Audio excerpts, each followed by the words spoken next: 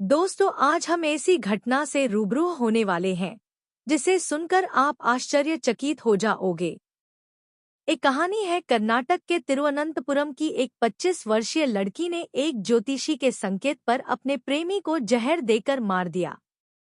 जिन्होंने साथ जिन्हें मरने की कस्में खाई थी वो एक दूसरे के दुश्मन बन गए। चलिए जानते हैं शिरोन हत्याकांड के बारे में, जिसे स्लो पॉइजन दिया गया ताकि उसकी मृत्यु हो जाए। दोस्तों, अगर आप चैनल पर पहली बार आए हैं तो हमारे चैनल को सब्सक्राइब कीजिएगा। समझते हैं पूरी घटना बारीकी से।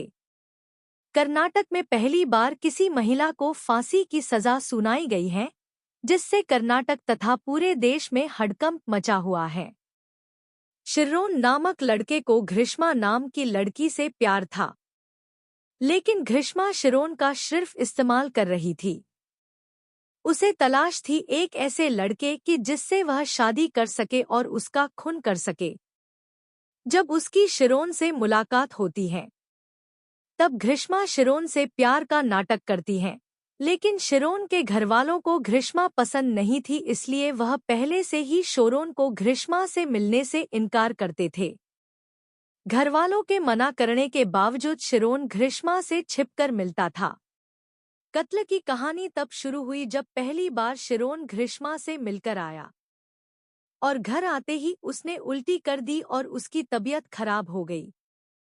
शिरोन के घरवालों को घृष्मा पर शक हुआ कि उसने शिरोन को कुछ पिलाया है, परंतु शिरोन इस बात से इनकार कर देता है।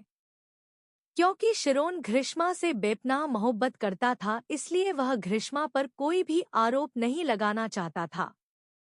उन दोनों का मिलने का सिलसिला चलता रहा और हर बार मिलने पर शिरोन उल्टी कर देता, लेकिन घृष्मा से कोई आरोप नहीं करता।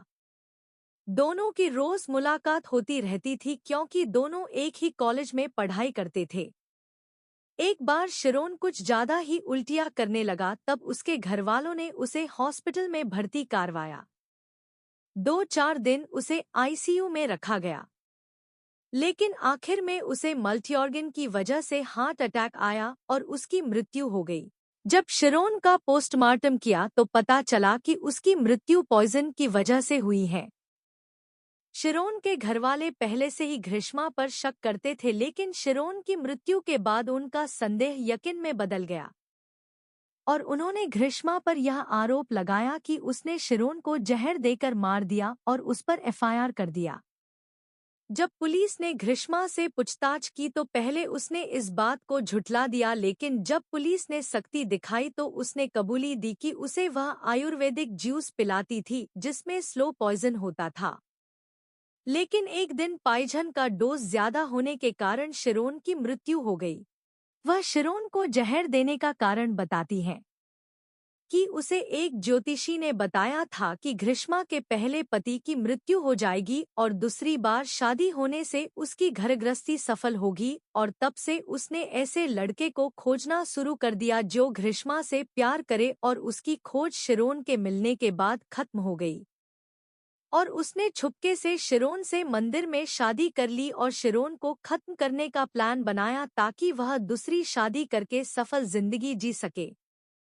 उसी के चलते उसने शिरोन को स्लो पॉइजन देना शुरू कर दिया। घृष्मा के बयान देने के बाद उस पर मुकदमा चलाया गया और कोर्ट ने उसे फांसी की सजा सुनाई। कोर्ट ने बताया कि यह एक सोची समझी साजिश के तहत किया गया मर्डर है और इससे समाज में गलत संदेश जाएगा, इसलिए उसे फांसी की सजा सुनाई गई। आज घृष्मा कर्नाटक के तिरुवनंतपुरम डिस्ट्रिक्ट जेल में बंद है और अगली कार्रवाई का इंतजार कर रही हैं।